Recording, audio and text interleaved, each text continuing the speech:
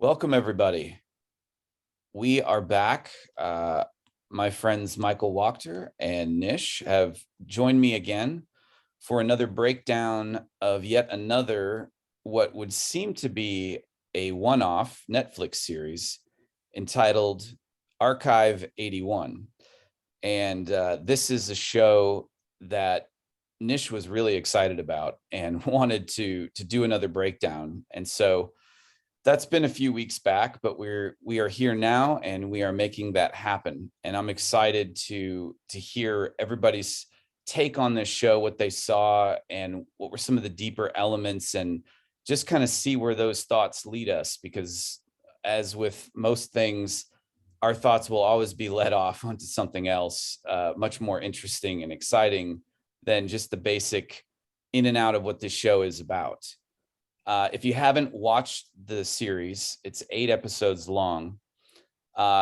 Essentially, it's about a guy named Dan. And Dan is, I would say, a master at what he does. He restores old video and film footage, whether it was through damage or age, and he pieces them back together as elegantly as it can possibly be done in order to preserve these impressions and these images. And he works for this museum, and a job offer comes his way for a private client that's willing to pay him a lot of money to restore a set of videotapes from the mid 90s. And Dan agrees to do this, and he is taken to a facility in upstate New York, to this what can only be described as a compound, really, but it's a house, but it's very sterile and stone. And Dan is given no expenses spared for the equipment that he needs for the job, and so they've equipped him with everything that he asked for that he would need. And he has this great space, and he's there all by himself, so he believes, and all he has to do is just restore these videotapes. But of course, as he does that, he's also watching what's on the tapes, and that's really where the story begins to unfold. And so I'm not going to detail what everything happens, but that's essentially, it gets into the bizarre and the metaphysical. And Dan begins to have some pretty intense experiences that are going to alter his life and his consciousness for forever. And so with that, because Nish, this was your baby that you brought to this group, I'm going to let you start off with what were your impressions of this show and what did you see? Thank you. It's great to be back here again with the two of you. And I am thrilled. I was glad to see that you were both on board. I'm trying to share screen. Let's see if this works. So I can just have this allow to do this for us. Oh, never mind. I'll do it later. What I was going to share here is an old woodcut that I'm very familiar with, and I have a beautiful copy of it. And it is formerly known as the Witch's Sabbath, and it's now known as the Witches. But it's this chiaroscuro woodcut from the German Renaissance artist Hans Baldung. And that comes to really play into the deeper narrative going on here. And where I wanted to take that was one of the very first things that really struck me with this series was its similarity to a story arc and to some familiar stories in the realm that we are aware of. Most importantly, and most, I guess, most woven into this narrative is definitely the similarities to Rosemary's Baby. And there are a lot of reasons why I continue to see Rosemary's Baby stuff within this. So we have, of course, the Baldung witches. We have, so I guess with that, what I'm going to do here, just to introduce what my thoughts were, is to read down through my notes. They may be scattered, but they will come together as we continue to move through this narrative after I let go of these notes. So then I can just, I guess, play off of you two as you bring in your stuff, and then we'll see how it all shakes down. So basically, here are Before my. you begin, can you guys see the screen that I'm sharing? Let's see. Yes, thank I you so can, yeah. much. So That's just for those watching this, this is the woodcut that she's referring to by yes. the artist. So I just want to have that up as you go, since you couldn't share Thank your you. screen. That's what I wanted. That is exactly what I wanted. So these are my notes, and they're very scattered, but I think that you'll get the gist of why they're juicy, and the scattering will all come together as we tie this together when we synthesize all of it. So I'm just going to read my notes. So Rosemary's Baby, chanting sounds, words, noises from the radiator below. Very, very much part of what was going on with Rosemary's Baby. From the building history to the secret witch stuff, 1932 or 34, built on ruins, sigils at the door, DNA like rising sun, John Smith's advice as he lets her in the gateway into this new experience, moving through the sigils, is stay away. So he lets her in, but as he's leaving her apartment, stay away. And she asks for advice, stay away from the 6th floor. She's in apartment 20. Another Rosemary's Baby theme here is there was a suicide in here, and it was a jumping scene, but just like Rosemary's Baby, there was the scene outside with the body and the blood, and it's just so uncanny. And again, this idea of this amulet that comes into the storyline. And in Rosemary's Baby, it's a pomander with tannis root, which is, I think, considered like devil's root or something. And it also, there are other similarities here that I started to see. So there's similarities to the Shining building, the halls and the doors. Also, Hell from The Preacher, the series The Preacher, both the graphic novel and the series. The Hell realm was, if you both recall, again, hallways of doors. This is very significant. These all go back to Herman Hesse and some of the stuff Herman Hesse was talking about, especially in Steppenwolf. So, and then here's another influence I also noticed was Season of the Witch, and this is the Romero version, not whatever they remade and botched up with Nick Cage. The original Season of the Witch, aka Hungry Housewives, aka Jack's wife, Romero's opus. And the intro of Season of the Witch has this kind of psychedelic scene where she's walking through the wood or some sort of thicket of some sort, and it's all psychedelic with all these symbols, the swing sets there, there's an egg, there's a baby, there's all this, but within that, and so the music also in Season of the Witch seems to be very congruent with this series. One of the things I also noted, but one of the things with Season of the Witch is when she gets to the house in this vision, the the guy that leads her there, the psychopomp, if you will, is running down things in the house.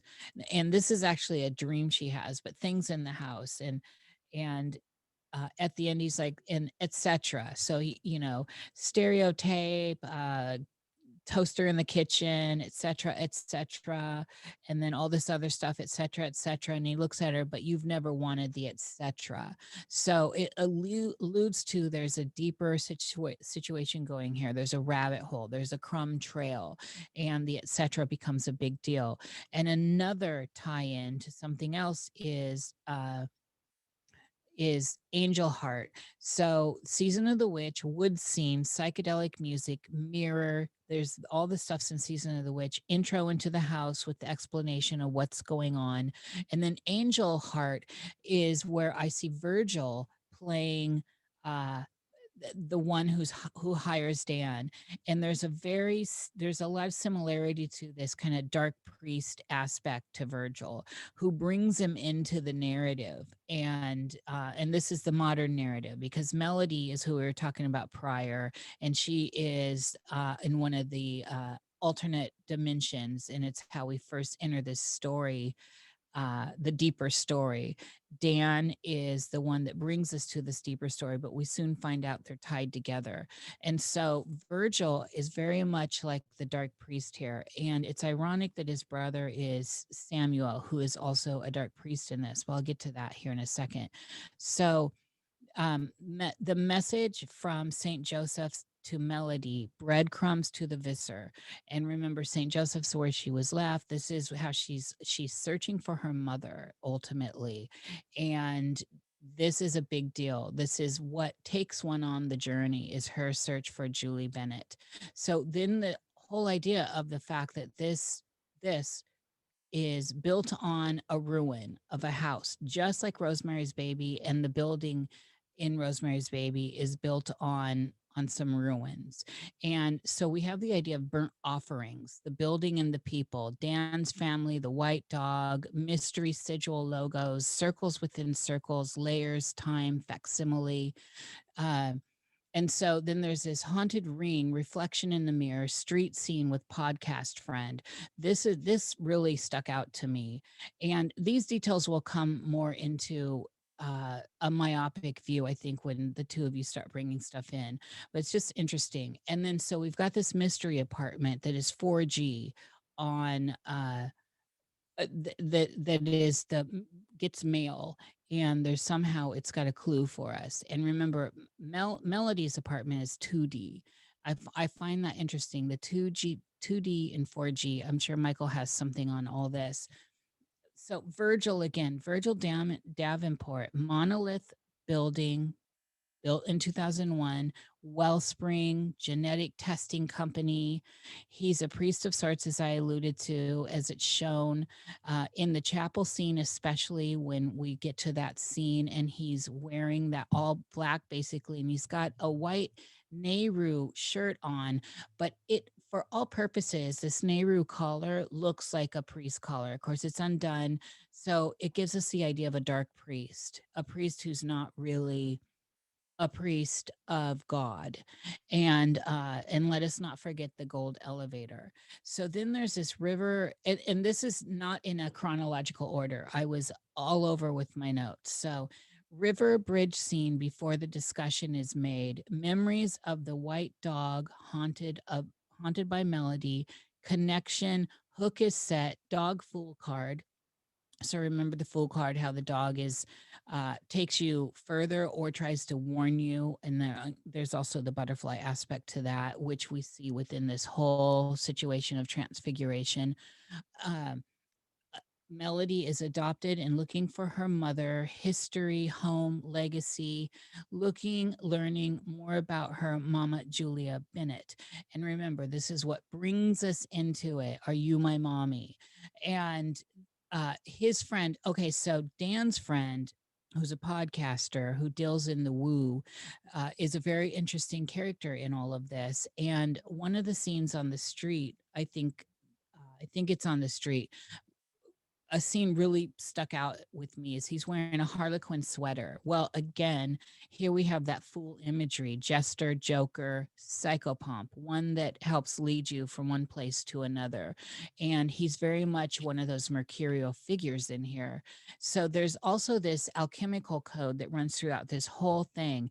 And so when we see the boy at the young Dan with his white dog leading him back to the house on fire, remember Rosemary's Baby, with all those paintings that were taken. They were all churches on fire, but there's a church theme here. The house is on fire. It just looked similar to those paintings. And so black family, white dog, and he had a red collar on. Classic, classic color set there. So Virgil's car is one of those newer cars. It's like a SUV or something, but it looks so remarkably like a hearse that I had to make a note of it. It really looked like a black hearse. And so he hands over the keys to the house where he's hired Dan, he's taken Dan to do the work, and he calls him the key to the kingdom. And the building is a clinical type building. It was used, these are just out of the words of Virgil. It was used for special research projects. There's a media room in it. In the media room, there's a circle cut above the main workstation. And I think this is another reminder of wormholes. The circle seems dark, of other spaces, and it's over him. And this, I think, becomes important when we look at the final rituals. Also, the idea of isolation. Anything you need equals, to me, when Virgil says this to him when he's handing over the keys, is king for a day signaling, Virgil's departure scene, smoking chimney, which is welcome to the oven, alchemical, also tied to past fires, fenced in. This fire imagery is big. The burnt offerings idea is very big here. It's playing throughout every single braid in this. 23 tapes. Now, I found that significant. The chromosome is a single continuous double strand of DNA, which humans have 46 of them or 23 pairs, right? Curiosity. So when he can't, and this is down when Dan is digging through the house, exploring it, and he can't get into some of these rooms, and he sees that there are other archives. And his comment was, and there's an archive, you can't get into it. Curiosity killed the cat when he mumbles trying to open it. And so this is a little bit of foreshadowing. The circular mirror in Melody's room at the Visser is important. And this is in this space where we meet Jess, the maiden girl. And she plays into, and this is what brought me into some of the Wicker Man, the original Wicker Man, again, not part of the Nick Cage uh, movie, where we've got an idea of a maiden bringing the right person who made all the right choices, who chose king for a day. This is a story arc that's just important in occulted stuff. And so Jess is this girl. She is the psychopomp on that front. And she was born in the building, and she is in room 4B, I believe, which is, she's just full on mercurial type, and a maiden is very important here. So in the building, we have other residents that Jess becomes a psychopomp. She's introducing us to the people in the building that uh, Melody was not having any luck with, knocking on all these doors. Nobody wanted to interact. It took Jess to open these doors for her, to introduce her to these people. Tamara is one of these people we meet. It's the first one, I believe, who's a witchy composer. She's goth. She has this uh, opera she's been working on called Purgatory. She is doing a run of it at the Sanctuary in New York City, which is a goth club, and this is all very significant. And so the Purgatory, what I could see and what I can see from this whole storyline anyway, is a descent into the shadow world. And in her opera that we see, the ritual theater on the outer layers here are mass human suffering. Tamara's opera, ritual theater, mass dancers in white, red, beige, foreshadowing. And remember, Melody gets sick hearing the music. She can't take it. It is fucking with her head. It is causing her some sort of dimensionality that is part of this descent into the underworld. The Visser with this historical society, and again the Dutch witchcraft that goes on here, that harkens back to the painting or the woodcut from Hans Spalding, is very important. And this ties into Rosemary's Baby again. And then, of course, Purgatory was mentioned about 20 times.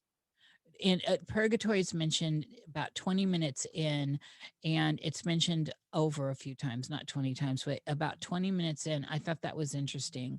uh, there's something to be said about when you get suspension of disbelief into something, and 20 minutes is a big deal. The main characters, of course, this is now a different shift in looking at main characters. Main characters on the outer realm, and this is not Melody and Dan. This is Dan's father and Melody's mother. A very big thing here. We're looking now at Janice type duality. The whole thing with the coins and everything's Janice in here ultimately that ties in with this Baldung stuff. And so I think that's important because the fire binds them, the lost family, the lost mother binds them. It creates this kind of spooky action at a distance for people that want to believe in that, but it does create a resonance between Dan and Melody right there. And the dog, of course, connects them, as we know. And the dog could be a metaphor also for the white rabbit. So, and then, of course, the switch out at the end between Melody and Dan, very, very significant. The time, okay, and y'all know my feelings about time is a tape. I absolutely believe time is actually a tape. We're being recorded always by something, always. And so we're switching between 94 and 2022. I'm sure Michael has something on that. I found that significant. The Circle. So The Circle is this film, this cult film, legendary within this kind of darker occulted realm of something that was never aired by Castevet. So we'll talk about that in a minute. But it's it's very important, and it's actually the ritual. It's a series that alludes to this ritual. And so secret painting in the first scene with Melody looks similar to the main painting. And so there's that figure, and we meet her later, and she's the high priestess. That's very interesting. And another tie-in that I found very, very obvious for me was the abstract art in, I can't remember her name, that older lady's name that plays a big part in all this. Oh geez, the lady's lover. Anyway, the paintings in her space that the main character, the main priestess did, and that's so funny, I'm forgetting her name. The that abstract art looks just like the abstract art in the metaverse commercial where they move into the painting, but not that painting, the paintings behind them. And I can't remember who did those paintings. They're famous paintings, but there's a similarity to this time period, this spiritual movement, this occulted art kind of magical artwork. And there's a lot of tie-ins between what's going on with the metaverse and these dimensions. It's baked into this for sure. The black rat, of course, and the constant reminding of the secret of Nim. I mean, it couldn't have been more obvious. The time overlaps. So one of the things in the closet, and remember in Rosemary's Baby, the passage that joined the original two apartments that were one apartment is that became separate is through a closet that was hidden by a highboy piece of furniture, and Rosemary finds it and breaks her way in to see that it is tied to Minnie and Roman Castevet's apartment. And this is interesting because Dan finds in the pantry or the larder a passage to what will take him down underground through more archives, a hall of doors into a chapel. But I wanted to make mention of a couple things I noticed that are popular Mandela effect memes going around right now. Stovetop stuffing is there, and it's in the store also, and there are two versions of stovetop in this. So we're talking already Mandela effect time slips, right? SOS, the pads, the scouring pads, a big part of that scene. SOS, save our souls. Very big right there, and it's right in our faces, but it's easy to miss. So in the pantry closet that connects a tunnel with the rooms and other archives, locked rooms underground to the chapel. Again, Rosemary's Baby. Okay. Oh, and also that Shining moment. So we're pulling in some of that ghostliness from The Shining. Uh, and then so roommate mentions Castevet's filming, and this just blew me away.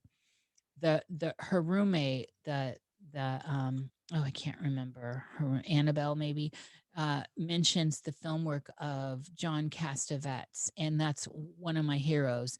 But John Cassavetes played the main role, played Rosemary's husband in Rosemary's Baby.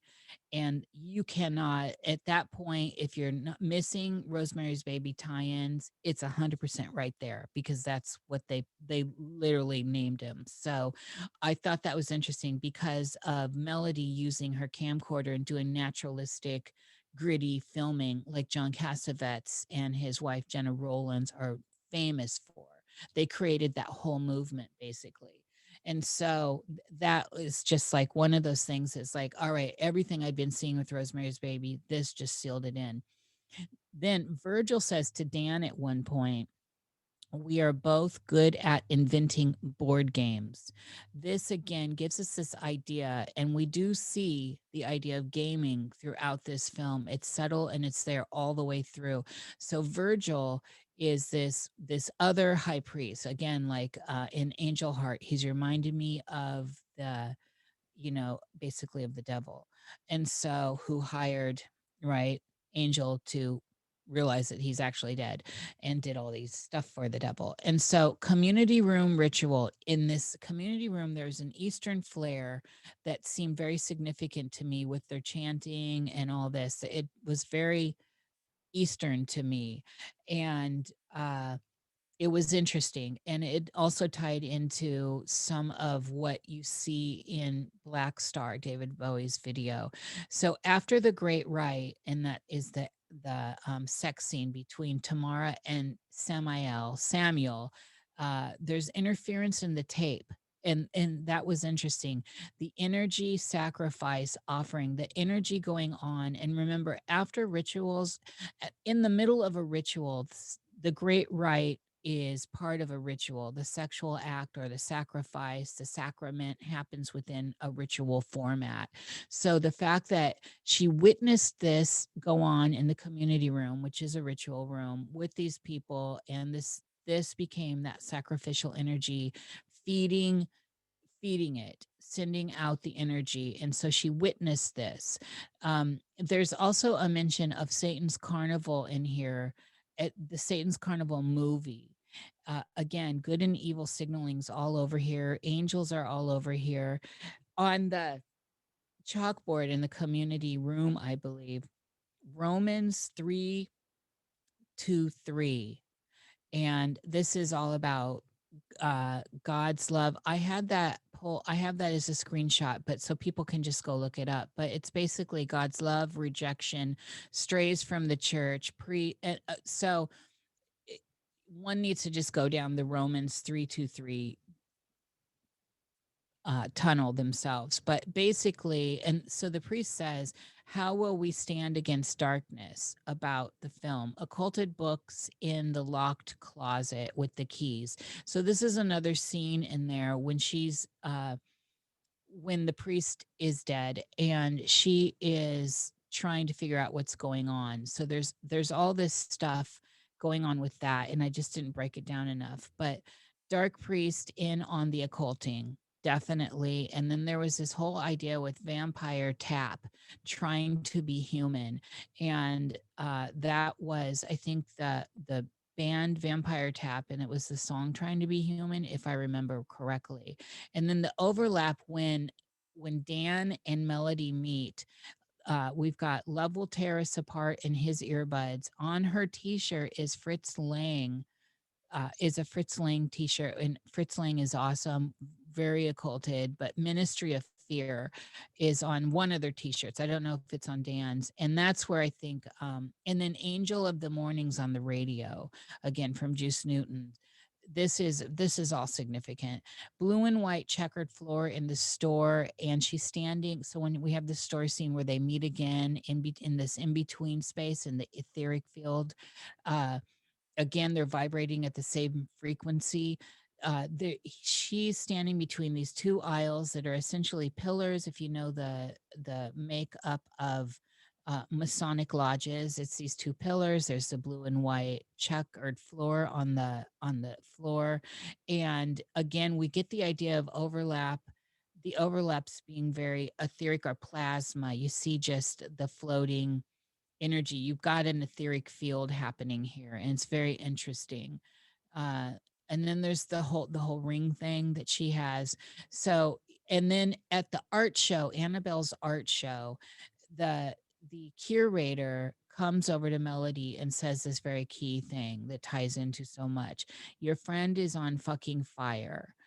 Again, here we have more of that fire burnt offering situation. And the friend really acts as a medium, by the way. So there's this light bulb scene as an awareness is happening and lucidity is happening. So I think it was when Dan was making these connections and the light bulbs were switching on off. He was now becoming aware of the deeper narrative and the lost in time death kind of thing. Then we have black goo, the black goo paint, the black goo formations that look very Pictish, the Pictish people. And again, we're talking about now Magdalene bloodline.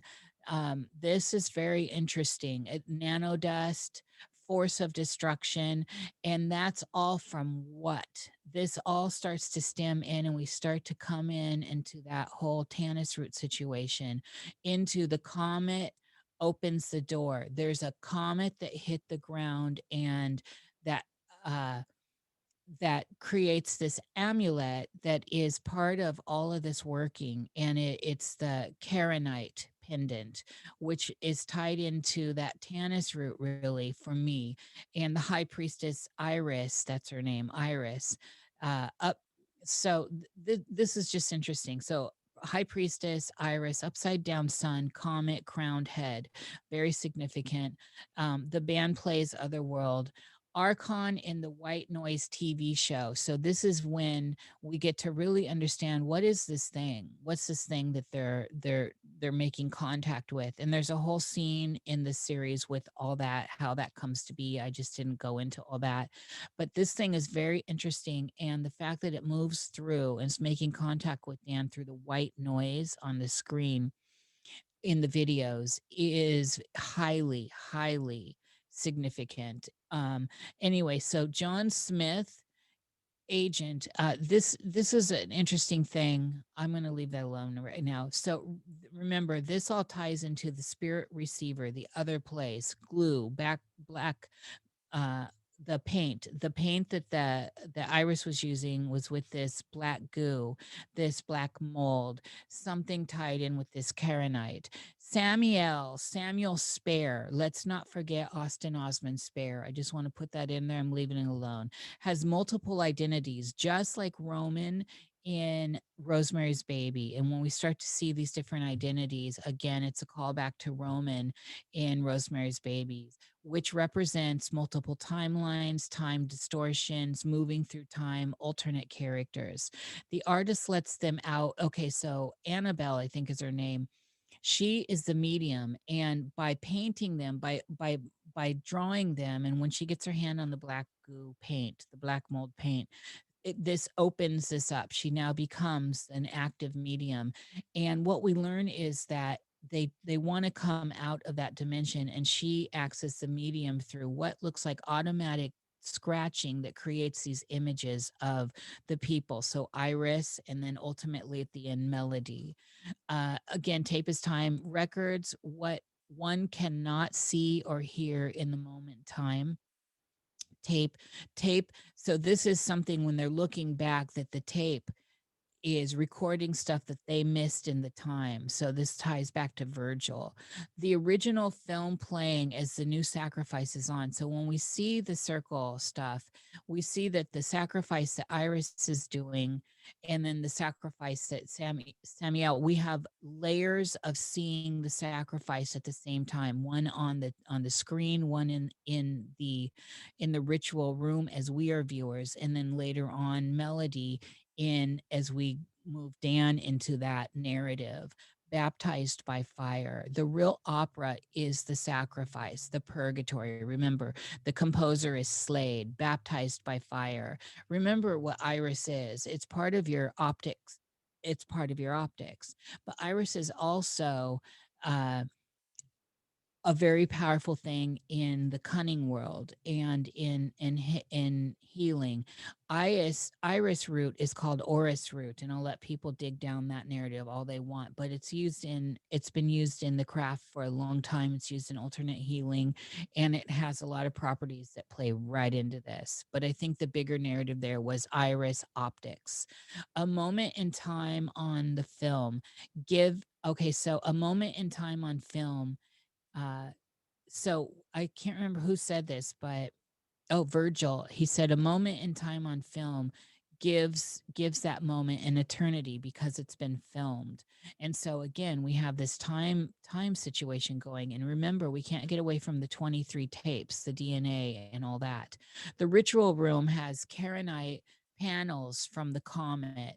And this is another more significant underlying current, which I'm going to just leave there. Bloodline of Melody and Julie Baldung witches remove the child to save them. This is something I'm gonna just leave open, but there's a bloodline thing here. We've seen it with other cues here. The Magdalene bloodline runs through this. When Dan finds her, when he goes through that portal to find her, where is she? She's on Pew 126. I think that was significant. 26 is definitely significant. So channel on the TV and the in-between frequency. The monster is very alien-like, if people didn't notice that. I'm calling it the monster, the entity, whatever it is. It has a very familial look to us that do ufology stuff. I'm going to leave that alone. The painting at the end, so I'm almost here at the very end here. The painting at the end is significant because Dan wakes up in the other realm, doesn't quite know where he is, and then we see MTV and Kurt Cobain's death on the TV, the 27 Club, 1994, 2000, and 22. The painting on the wall is of a dock going out into the sunset or sunrise, whatever you want. It's Luciferian either way. And then when we pan out at the very end, the Twin Towers, the Janus cult imagery again. And so that is, and MTV is on channel 3, by the way. I'm sure Michael picked up on that. And that's where I'm going to leave my notes with the two of you. Wow. Thank So I feel like you just expanded deeply on my entire presentation and what I was going to say. Oh no, but so yours is going to fill in. It all fills in. This is all braided. Yes, of course. I mean, there's definitely some things that you did not mention that I'm going to mention. So I think I'm going to go, and then Michael, you're going to go last, but I think this will probably work out. I don't know. I have this sense. It'll work out. Yeah, that's good with me. So everything that you you just said, yes. Although I will say I am not, it's been a long time since I've watched Rosemary's Baby. So right now I really want to go back and really dig into Rosemary's Baby. Dig into it. Maybe we three should pull that apart at some point. Because I think it's going to tie into a lot of the things that I'm going to talk about, because you touched on them, you mentioned them. I guess I'll just start with my notes and work through, and it's going to be a little bit of out of order, but so, and can everybody see what I'm looking at here? The museum, Yes. moving image. Okay. Yeah. So this is the place that Dan works, and this is actually a real museum. And I'm not going to go into all of it, but it's very interesting if you want to look into the history of this place and the building that it's in. I think all have some significant tie-ins with the show. So I just thought that was interesting. The first vision we get of Dan is he's working for this Museum of the Moving Image. And it's not images, it's just the moving image. And it makes me think of what is life but a moving image. Every microsecond, or however tiny you want to get, it's just these frames, these moments that are stacked on top of each other, and we're just living through it. And so you get that sense in this show that when Dan begins to go and look at the tapes, he can see Melody's life unfolding, her story, that I think she was filming this whole thing was for her PhD, I believe. And she was really trying to connect with her mother, because her mother was a mystery. It was a question mark to her. And she felt like she knew who her mother was, and she had tracked her to this Visser building, and she wanted to move in there. And I think she was looking for information about her mom, or where her mom is, what her mom had been doing. And that's what drew her into this whole mystery to begin with. And she had this desire to put all of this on film. So you get the impression that she spent a lot of tape on just all of her moments. Even when she was sleeping, sometimes there were scenes of somebody doing something to her while she was sleeping. So you get the sense that there was a lot of video being taken. And so Dan is reliving that experience as a voyeur. And so anyway, the Museum of the Moving Image, I thought was pretty apropos. One of the company that Virgil worked for was called Legacy Management Global. And Wellspring, of course, was the DNA company. But there is actually a Legacy Management Global. It's called Global Legacy Management. It's a firm that essentially manages your legacy, and it looks more like a PR thing. But I thought that was interesting. Legacy management. What is that? Managing a legacy. What? DNA, ancestry, memory, experience, right? This is what Virgil is, the keeper of records. He knows the DNA, he knows who you are, he knows what you've experienced, he has all the files. So in a way, he's sort of outside of time himself, at least it would appear that Virgil has all of this access to a lot of people's background. I mean, he has files on all of these different people, and whatever DNA represents, just it's abstractly thinking about it, it is a series of information. Like an acorn has all of the information of a full-grown tree, what that tree will look like, its entire lifespan and its death and its transmutation, and all of that is contained within the DNA. And if you think about that, it's the DNA itself is like a film. It contains all of the experience of your line, all the way back to the beginning of however long this has been going on. So those are kind of some of the ideas I got. Niish mentioned The Shining several times. I actually got the same Shining vibe. And in episode 1, his friend, who is, very mystical, kind of does the podcast on all the paranormal stuff. He mentions that Dan not be like Jack Torrance running through a hedge maze. So they actually make a reference directly to the Shining movie when Dan is at the compound and his friend's just trying to joke with him, right? Don't end up like Jack running through the hedge maze. So they're definitely making a connection to the Shining. It had elements of the Shining in it, and also of Eyes Wide Shut, which it is essentially just a Kubrick-esque kind of feel to a lot of the show. And so, Rosemary's Baby, I'm going to need to go back and watch that, but I definitely see how this is, they're certainly they're giving you pointers within the show to go look at these things, to make the connections, I think. And so I saw this overarching theme, and Nish also brought up in purgatory.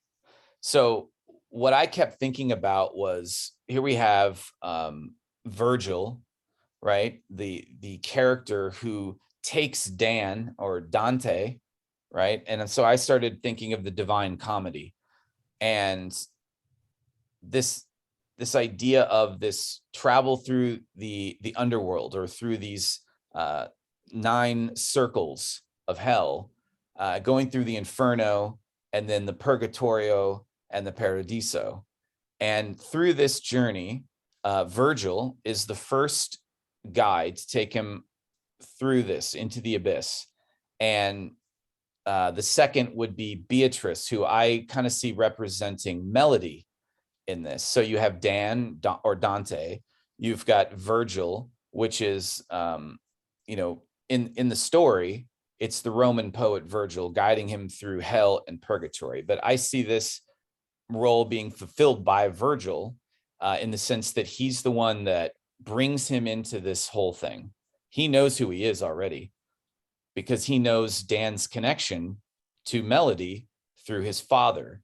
So, and of course, this dog, Virgil already knows all of these things, but he wants Dan to experience these things, and he wants Dan to see that, and because of whatever's going to happen with this. So I saw Virgil as, Dan's guide through the underworld. And of course, Beatrice is Dante's ideal woman, right? And she guides him through heaven. So this role, I think, is portrayed by Melody, and everything that goes on with those two. And then, of course, Nish, you said it, there's a third that they don't mention here. I don't believe it was up here. They talked about the third guide at the end was Saint Bernard of Clairvaux, and he represents the contemplative mysticism and devotion to Mary the Mother, and you called him Mercurial. So I saw that friend fulfilling this final guide role, and really the entire trip of him going through the video and beginning to become immersed in it. It's almost coming alive for him. He begins to talk to a mouse while he's doing this work, this mouse that he's kept.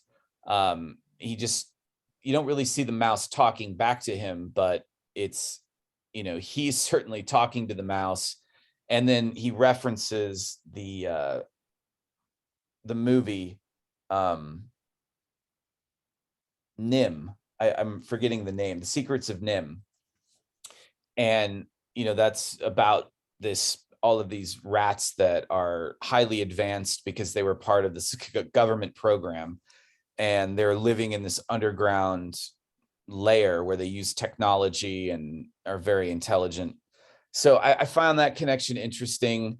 This connection to the underworld, right, through the rat or the mouse that he's talking to, and the Secrets of Nim. So this is Dan going through the underworld, and he is going down to the final layer, which of course, I think in Dante, it's Lucifer at the bottom. And to me, that would be, I don't know if the Callego character himself would satisfy that, but anyway, I definitely saw this element of it, right? And so it's the idea of crossing the abyss. So I found this from Aleister Crowley, what he says of the abyss, and his own doctrine is that the doctrine is extremely difficult to explain, but it corresponds more or less to the gap in thought between the real, which is ideal, and the unreal, which is actual. In the abyss, all things exist, indeed at least in pose, but are without any possible meaning, for they lack the substratum of spiritual reality. They are appearances without law. Thus, they are thus insane delusions. Now the abyss being thus the great storehouse of phenomena, it is the source of all impressions. So I found that, the abyss being the source of all impressions, and Dan working with these impressions of Melody's memory, her life. And so that was interesting. And there was another thing that was, the abyss contains the 11th or hidden Sphera Da'ath, which separates the lower Sephiroth from the supernals. This account derives from the Hermetic order of the Golden Dawn's view of Genesis, in which Da'ath represents the fall of man from a unified consciousness into a duality between ego and divine nature. The abyss is guarded by the demon Corazon, who manifests during the third ceremonial method of crossing this gulf. To me, Corazon is like Kalego. He represents those parts of one's consciousness and unconsciousness, a momentary unity capable of sensation and of expression, that are unwilling or unable to enter the divine. So according to Grant Morrison, in the Richard Metzger book of Lies, at least Corazon is existential self at the last gasp. Beyond Corazon, we are no longer ourself. The personality on the brink of the abyss will do anything, say anything, and find any excuse to avoid taking this disintegrating step into non-being. So that whole idea that Dan is, confronting Kalego, right? Before he can really cross the abyss, Dan has to confront this thing. And, of course, we see that play out. And then, of course, in the end, he crosses and he's now in the past. He's stuck in 1994 and he's in a hospital. And so he's effectively traveled through time, because Kalego, the big part of the ritual, I think, that was going on was to merge past, present, and future into one eternal moment of time. And so in Kalego's world, which is attached to this comet, there's no past, present, or future. So that was very interesting. That I just found that interesting, the connection between these, the Divine Comedy and Crowley's thelemic and a theory of the abyss and how he approaches it. You also mentioned the witches. And so, I've shown this woodcut, but the fact that they reference this from a real artist, Hans Baldung, I thought that was clearly, making me look at this guy. And so you did a really great job. I'm not going to spend a whole lot of time with that because I think you covered a lot of that stuff very well. The 2D, 4G. So Melody being in 2G, and the way we're experiencing Melody is because she's in this compressed reality. She has been we're seeing it through Dan's eyes, but it's coming through the film. And this is a flat 2D compressed reality. So I thought, that was an interesting tie-in with the 4D, and then the 4G sort of representing the flow of information, right? The mail. So there were some other apartment numbers as well. I tried not to get too bogged down in all of these numbers because I felt like I could get really lost in just that. There was some interesting. So when Dan is also able to invade the film reality that Melody is living in, but when he does this, she can see him and he can see her, and there's these floating orbs of light I've seen this in several other things that depict different dimensions. It's like a suspension of time, or the idea that you're in a different realm where time is operating differently because light is acting differently. So these balls of light are floating kind of like dust in the air. There was a quote that somebody said, when you look upon Hollywood's vision of good and evil, ask yourself what you would do when you meet the devil. So again, there's this reference that Dan is going to meet the devil, or whatever name you want to give to it, as he descends into the underworld, or crossing that abyss because in Dante's Divine Comedy, then he begins to work up in through the heavens, and so that's where melody comes in as his guide.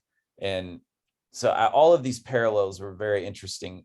You were looking for a name, Nish, and I think you were speaking about Eleanor Wall. That was the name of the woman who was the first real spirit receiver. She's kind of like a Blavatsky type. She was like almost like a medium, where she was channeling things through her artwork.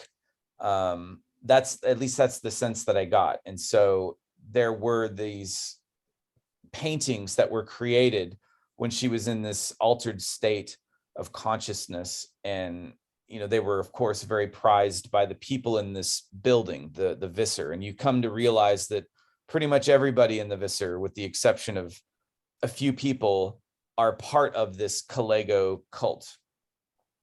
And Karenite is the stone that they wear. Now, Karenite is a made up thing for the show. They showed it looks more like obsidian, but it's a black stone from a comet. And there is the girl Jessica is also studying comets. So this whole idea of comets is very important. So Karenite, there are the Karenides. The Karenides were two nymph daughters of the giant Orion. When the land of Boeotia was struck by droughts, they voluntarily offered themselves up as a sacrifice to the gods, bashing out their own brains with shuttles. Persephone, in pity, then turned them into a pair of comets. And it's, the Karenides are associated with the Greek koronos, or, curving one. This also makes me think about time itself. So there was that connection. There is actually a stone that's called Moldivite, and I'm going to get into the the mold. But Moldivite was supposedly came from a meteorite or a comet that had hit the Earth, and it's only found in 2 locations on the Earth, and it's a dark green stone, and it's almost translucent to some degree, or cloudy, but it gives off a lot of energy. So I found that interesting, that Moldivite, and then of course the meteor that had this Karenite was giving off this black nanodust, and it was growing into like this black mold, and they called it stardust. And the Samuel, who was sort of the leader of the cult, he had people up in a place on the 6th floor of the building, which nobody was supposed to go to. It was off limits, because behind a certain door, he had a whole wing of the building for these people that were essentially high on stardust, on the nano dust that was coming from this meteorite. This Karenite was infesting the earth underneath, and it was overtaking the building. So it was like growing like a mold, but it made like spiral formations on the wall, and it almost seemed to move a little bit, or shimmer, or have that shimmering quality, denoting a portal. So that was interesting. There was a scene, before I skip past these notes here, there was a scene where Dan was in the compound, and he was rifling through, he had found this DNA filing cabinet, the business that Virgil had, Wellspring, that was seemingly shut down. But Dan had found all these files. And one of these files, I paused it because it came by very quickly, but there was a document, and this was in episode 4. And the title of the document was The Frequency of Thought, Vibrational Manipulation as a Means of Cross-Dimensional Bridges. So I thought, that's exactly what we're seeing going on in the film, is this cross-dimensional bridge that is being built, and it's through vibrational manipulation. So the music, the vibrating, the sounds that they're making when they're in front of the Kalego statue, and this music, I thought it was interesting that the character Melody is the one that's bothered the most by this music. So almost as if it's discordant or disharmonious. And we come to find out that Melody is actually her mother turns up towards the end, and her mother is in a line of witches, the Baldung witches, and they are the protectors, in a sense, of this sacred magic, and they feel like these people are misusing it and what they're trying to do with it. So they're trying to protect it, but of course it requires the blood of a Baldung witch to activate this stone head of Kalego, right? So it's a blood magic ritual, and there is actually a human sacrifice as well to open up this portal. And this portal is leading to this other dimension, to the world of Kalego, right? And Kalego is the entity that is associated with this comet. Man, I got a lot. So of course, episode 7 was called The Ferryman. Again, hearkening back to the crossing of the River Styx, the crossing of the abyss, the descent into the underworld. The ferryman is an archetype. Virgil would be that archetype. He would be a type of ferryman. The black mold that grows on the walls. So Samuel is talking, and he said something really interesting as it pertains to the black mold. He says, it's proof of our devotion. When Melody asks him what it is, it's proof of our devotion. That really stuck with me. The black mold seems to be transdimensional and a bridge to another world, a world created through ritual magic. So the proof of our devotion, it's like they're so devoted to the ritual itself. The ritual's designed to do this very thing. So they're pouring all of their belief into this, and it's manifesting through this dust. And by breathing and getting high on this dust, these people are almost in an ecstatic state where they're humming and communicating in unison, becoming one, and they're trying to open this portal through ritual magic. I thought that was very interesting. And they're trying to perfect the ritual. So the movie The Circle, which Dan originally, before he even took this job, Dan had done some work on this movie, The Circle. And so that movie was essentially like a snuff film showing this blood ritual to open this portal. And of course, the mystery surrounding the fire that brought down the mansion in which this was being done. And then of course, on top of that mansion that burned down after doing this ritual, they built the Visser apartment building, which then also burns down after doing this ritual. So Dan's father, we don't know if he's still alive or not. There was a fire, and Dan had to leave, right? You get the sense that he had lost his father or thought his father to be dead, and his mother and his sister. And he was an orphan. So it's still unclear what was going on with that, but his father certainly was playing a role in whatever was going on with this. And, he might have legitimately been trying to stop or to help Melody. We really don't know exactly what his role is. And the comet itself is named for the ferryman who carries the dead across the river Styx. So all of that is there. I don't think I really have a whole lot more. I think I'm just gonna stop here, and I'm gonna turn it over to Michael. Wonderful stuff, guys. This is wonderful, really amazing. And yeah, you brought up a lot of really good stuff, and I will just continue adding to it because yeah, there's a little more for me to add. I'll touch on a few of the things that got sparked in me when you guys were talking and that I was going to talk about, but it made it a lot more potent now that you guys have opened these doors. So I'll start with just kind of the first scene, because that's how I always like to start. And to me, you have, well, Archive 81. Let's start with the title.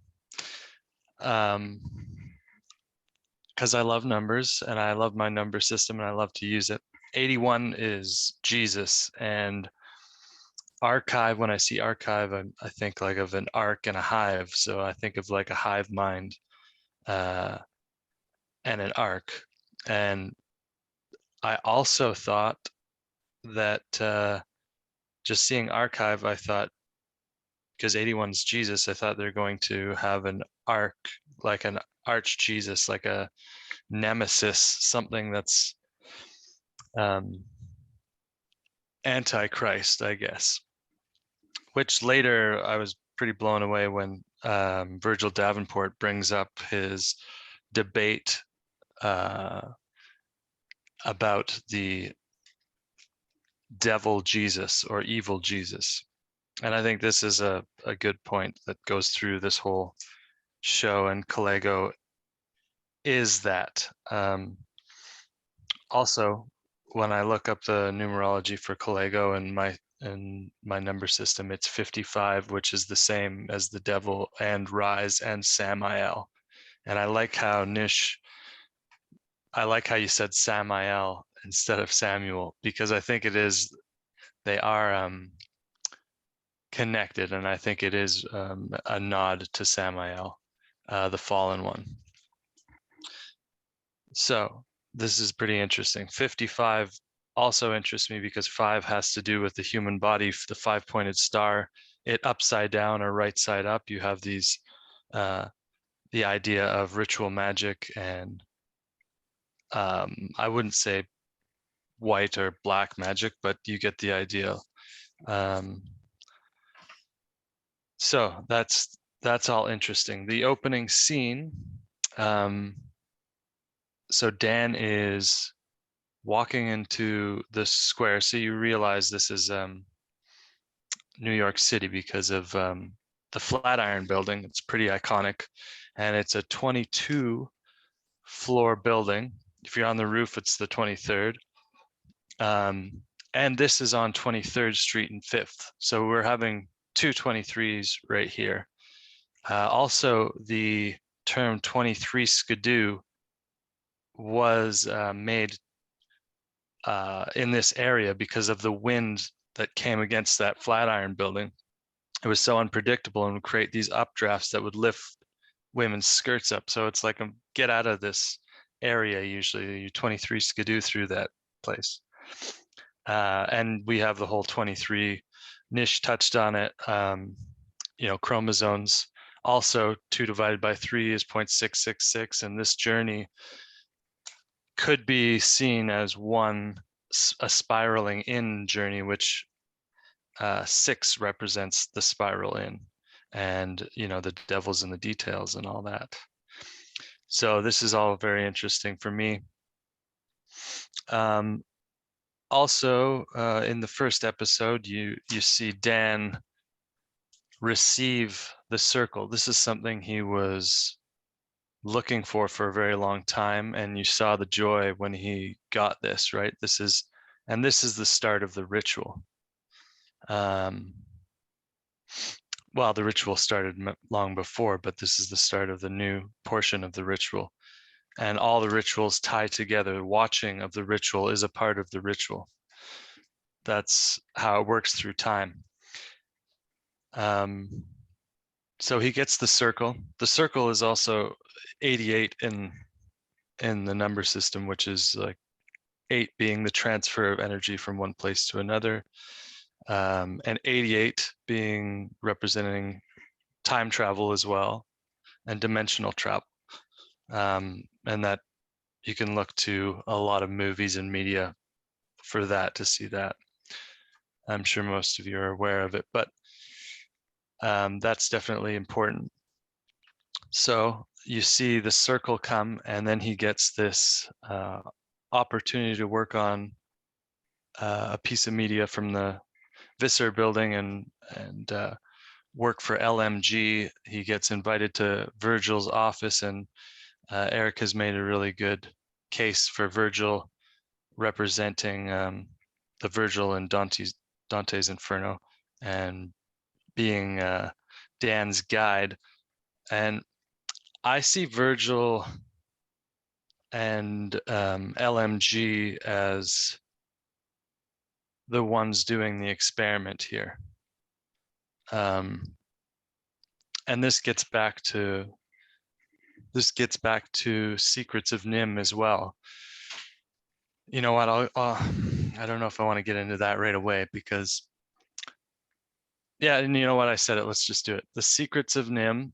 Or the Secret of Nim. These rats and mice that are in a lab are being tested on, and they get injected with a needle, and their brains start growing, and they start understanding human language and human technology, and escape from the lab and build a haven under a rose bush. And the whole movie is about this family trying to move out of this area of the rose bush, and they're debating whether they should move or not, because they have this technology and they don't want to rely on the energy of the humans. They feel like they're just relying on humans, basically. One other thing that I find really interesting about this movie, and you guys will know this about me, cats and lizards or serpents represent 333. That's the same. It's the snake and it's the cat, and you see a lot of symbolism where the snake and the cat are interchangeable. And in this example, the cat's name is Dragon. So this is pretty amazing for me. And also, just to elaborate on that, Satan equals 3, 1, 4, 1, 6, which is an approximation of pi, which is the circle. So when we're talking about the circle, we're talking about ritual, we're talking about satanic worship, possibly. And I don't think, ritual is a bad thing, obviously. I think it's a part of it, our lives, and spiraling in and learning about the self and looking at the details is a part of the journey. So I have no problem with that. But let's see. So the Secrets of Nim or the Secret of Nim describes these rats and mice that become aware, and they're given drugs, basically. Now, I think Virgil is working for a company that's probably has a pharmaceutical arm and are using the either mold, or in the podcast it is a fungus, I believe, and what it produces is it's some kind of hallucinogen. Now, I really liked how Eric brought up that when Dan broke into what I think is an MK Ultra study that's under the house through the pantry, which is, I see this kind of an intestinal thing, but he goes through the pantry and he goes and walks through this hall where these windows with what I think are one-way mirrors, and I just got a real vibe of MK Ultra stuff here. So, and if you check it out, I think you'll feel the same way. But let me read one of the, so what you read there, you read the one of the files that Dan found, and it was called "The Frequency of Thought, Vibrational Manipulation as a Means of Cross-Dimensional." I can't read it quite well, but because I'm paused on that. But here, give me a sec, I'll get a little further. Vibrational manipulation as a means of cross-dimensional bridges. Okay, so in that article, the abstract talks about hallucinogenics and using hallucinogenics and vibration to manipulate time and the mind and open doors, gateways. And this is MK Ultra all the way to me. So, and you know, that the Secrets of Nim being a bunch of experimented on mice as well, that find they have powers, and obviously there's blood relations here. It talks about also in the article certain genetics being better predisposed for this kind of thing. So that's all feeds into this. We already knew all this, but you know, they give us a little piece there. So, and I can, like, Virgil already knows about the fire, right?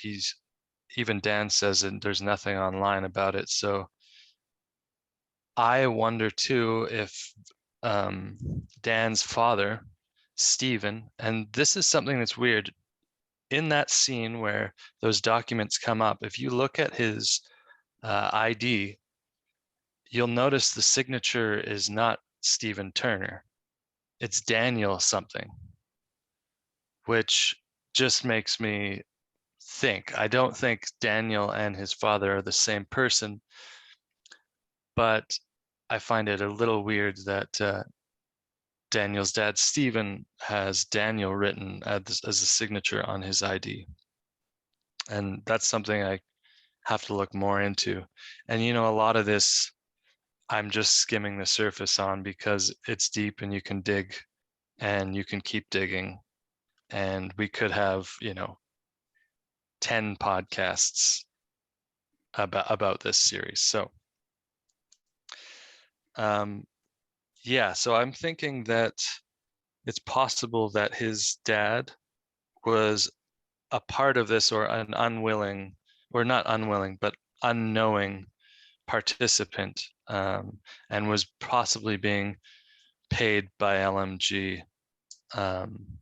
or given, you know, Melody, or, you know, having her sent there, because also the tapes too that he had, and his daughter, Dan's sister, knew the melody, and the melody is the song that is a representation of this other world, or maybe a key to the gate to open up between worlds. And so I've listened to the podcast as well. So if I'm mixing up anything, guys, just let me know. but because there's some differences as well. But the doorway is just a doorway to a bunch of doorways. So it's like this liminal state that you enter into if you do the right kind of ritual and you have the right elements. Just like, during the ritual they had, the sacrifice is part of it, but it's not necessary. The blood of the witch, I think that might be a necessary part. Seemed it was. Having the comet close. See, now them not having a piece of that comet made it so that they had to wait every 70.6 years for that meteor, that comet, to come back around to have that vibrational energy to enter, to do the ritual, to open the portal. Now, I think it was pretty clear, and let me know if I'm wrong, that finding that meteorite and then lining the walls with it was adding that vibrational resonance to the walls and allowing for them to be able to open the door at any point in time. And now 1994, and I would just think 2001 or 2021 is when this was based. But if you guys saw 2022, anything, let me know. I didn't see any indication of date, but of the present time. But that would be a 27-year period, or 28, which I love that number, and I love that time frame because of 1974, 47, 2001 connections. And as you guys, I'm sure, know, the end scene has the Twin Towers in it when Dan looks out the window. And so this, I think, plays in, and it's a part of the future ritual of the show, because you have a lot of twinning realities. You have, this Christ, Antichrist. You have the 88, these twinning numbers, 55. So yeah, let's see here. I'll go back to my notes again. Oh, the dog. So I think this is a really important part, as you guys have said and explained. But the dog is the reason he does not die in the fire, and is the reason he goes on this quest to find the real ritual, the real secret of the circle, which he's been looking for, the show that he finally found and started working on. And so he sees this, he sees his dog, and that causes him not to be able to give up this job for Davenport. And when he is watching the tapes of Melody, he is performing a part of the ritual. And I think this is how it works. I think you got to carry on the ritual and have aspects from old rituals. It's all like it's creating doors through time with the same ritual, with the same elements. So I find that pretty interesting. And let's see what else I have here. Right, so, oh yeah, the movies also, Tarkovsky plays a part in this, in Solaris. And because he watches Solaris as well as Secrets of Nim. And Solaris, I'm sure you guys know of, but it's about a guy who's going to check on a near planet. I guess it's an observatory. They feel like they've found some intelligent life on a planet, so they have this base, and the people start going a little bit crazy and seeing things, and it could be, I would say it's probably vibrational, and the main character sees a dead wife, I believe. But he also talks about the keys being in the Tarkovsky mug, which is interesting. So his dad had some interest in Tarkovsky and all this stuff. Also, Tarkovsky is born on the same day as me, which I found interesting. Let's see here. Oh, this whole cat thing as well. I'll come back to that briefly. But it is kind of like a predator vibe, right? Like big cats are one of the major predators on our planet, right? And he's going to the Catskills. So I find that pretty interesting. In this place he's going, it's quite secluded, obviously, and I feel like Davenport is playing a game of like cat and mouse, leading him along this path where everything he's doing is being filmed, and Davenport knows he's a part of this this mass ritual over time, connecting time and space. And he, I think, is picked specifically for that. And so is Melody. I would say that Melody was actually hired by LMG as well. How's she getting all this money for film, and she's a student, and it just makes sense to me that that was a part of it, and they used her family just like they used Dan's family and the interest to get them spiraling into the story and to becoming part of it, getting closer into the circle, in the center of the circle. This, walking in a straight line that eventually comes around to a circle, and you just keep spiraling in. I feel like this is how, well, I'm sure you guys know, I can't remember her name, but an autistic woman found that the best way to lead cows to the slaughter and make sure that they weren't anxious and turning around and causing trouble for whoever's slaughtering them is to create a spiral. So no sharp corners. They just keep walking and they don't realize what's happening until they're too far in it. So I think that's interesting and plays a part in this. The Voss family, I also found interesting. Voss would be 61, which is moon-based. Moon's 61 as well.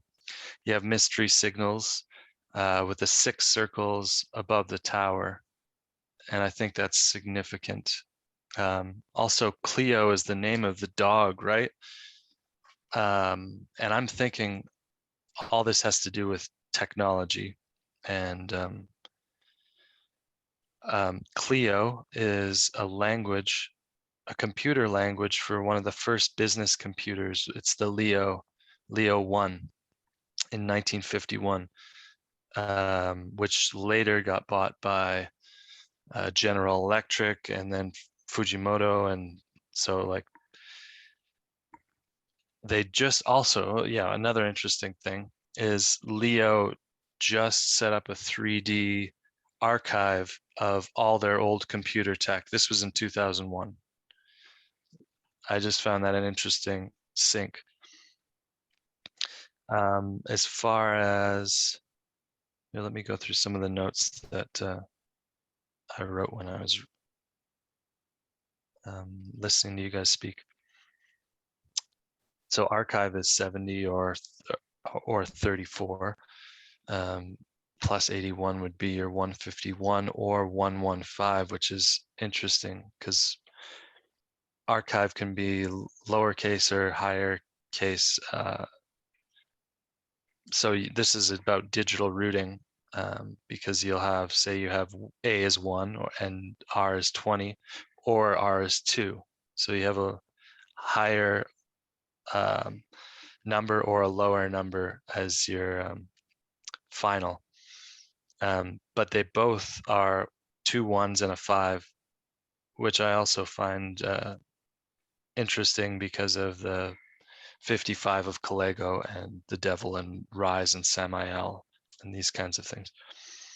and the two like humans. We have this kind of Kalego is some kind of entity, and I don't see Kalego as a negative entity, because he's just a part of this ritual, I believe. And one of the intelligences of this vibratory frequency. You see him when people go into his world, you don't see them like confronted with horror. It's, they can still find each other too. So I think that's pretty interesting. I don't think, yeah, he's scary when he's like breaking through your television screen when you're looking at him, but I really love the point as well, Niish, that you made about the circle above his desk, because this is, this is the ritual. He is also performing the ritual of watching the ritual, of the filming of the ritual, So he's a part of this big thing, and it transcends time. And all of them together open the gate. So that's cool. And now let's see if I've got anything else to touch on. I know there's other things, but I'd like to have a discussion with all three of us. I did want to make reference to a couple movies. Have you guys seen Cigarette Burns? Anyway, it's a John Carpenter film and has Norman Reedus in it, who is hired by a man who's looking for a film. It's this rare film that when people watched, they went insane and killed each other. And he was offered $100,000, which I found interesting. Norman Reedus then says, "No, I want double," which is probably what Dan should have done. But the whole film is about him finding this film and him realizing that when horrible things are filmed, there's some kind of what's the word, like not a resonance, but residual Energy. Right? And it's silver. It's the silver screen, right? When you're filming on film, you're silver nitrate you're using. So this is like the image is somehow, the energy is possibly transferred. And maybe this is the case with the loss of a life too. You have old Indian communities or native communities believing that film shot was stealing their soul. Maybe this is true when someone dies on film. There's some kind of imprint that is left and can scar people. But this movie, Cigarette Burns are circular, right? There's this circle of fire. So there was a lot of really cool connections to that movie. And the film that he's looking for is called La Fin Absolue du Monde, I believe. It's like the absolute end of the world. And then you have these connections with like Ninth Gate of a guy going on this path,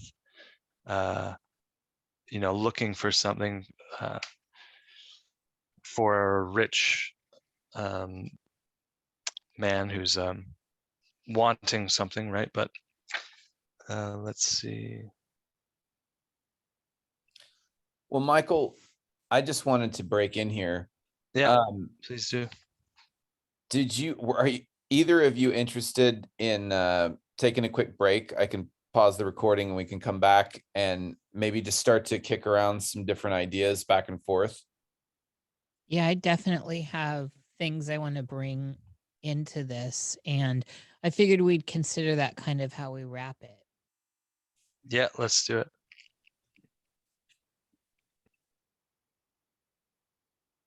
So I thought we would just transition to kind of just going back and forth a little bit, because I mean, Nish, I know you're burning up. You're dying to jump in here. So please go ahead. Yeah, the two of you sparked a few things, and then I left a few things out, not knowing if it was going to be covered. And so I just very swiftly want to add these. So, and good catch on the 88 time travel.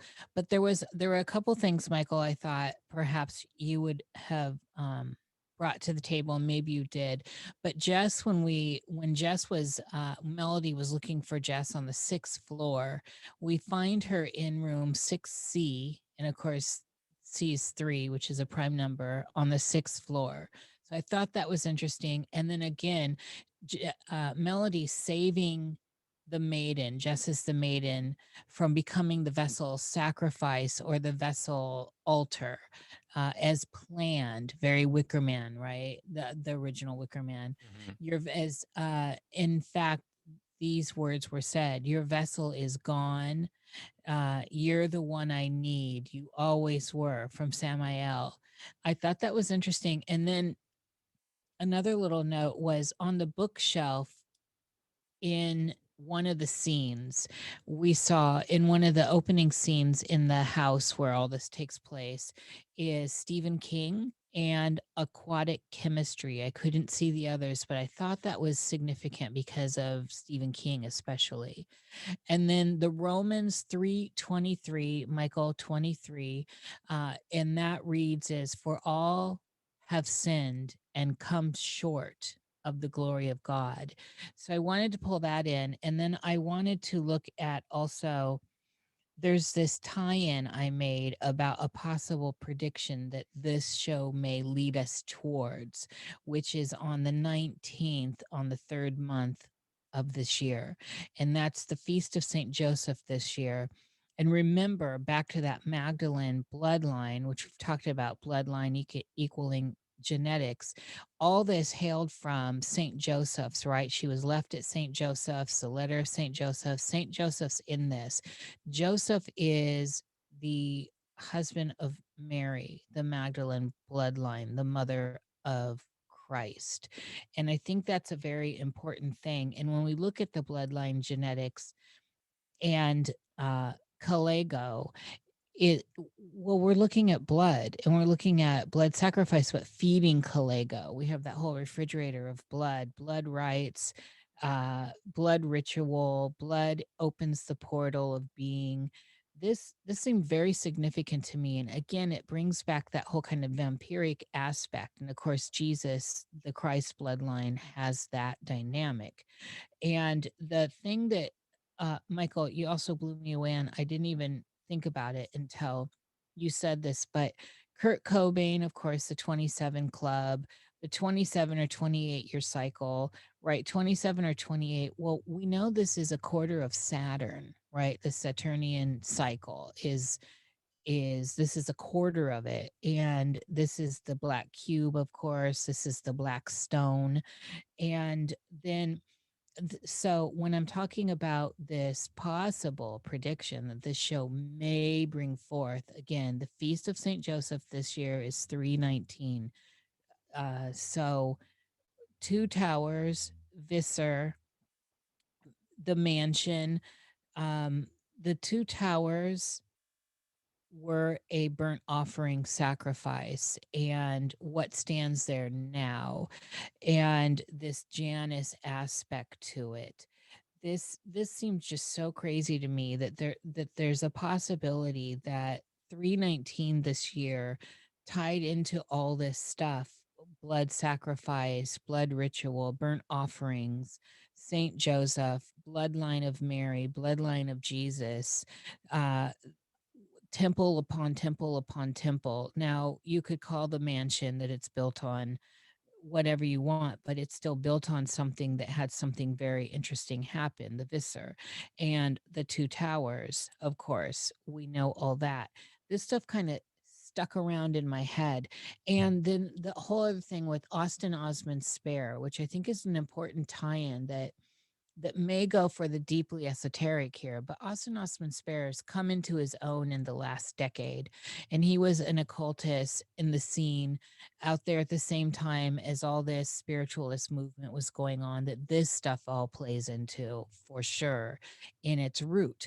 And then, you know, Crowley and all this. Austin Osman Spare was a major figure in the scene, but he was occulted from the scene. He was pretty obscure, and only recently have modern people brought back all that Austin Osman Spare was represents and was doing. And of course, this is a deep rabbit hole, and I collect anything I can get from Austin Osman Spare. So I have a decent collection of stuff that's hard to get, but I've been doing that for 3 decades.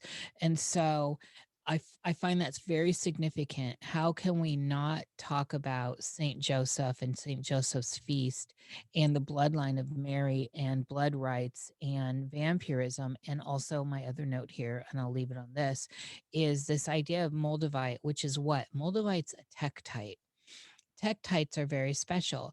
And that you pulled that in was just so, my head hitting on the wall. I was so thrilled that you did that, Eric. A very big deal here. Tektites in general, and that's another real rabbit hole for people to go down. I personally love Moldavite. I love other tektites, Libyan desert glass. These are supposed to be the highest of high energy to work. Some people can't even be around them because of the emanations they put off.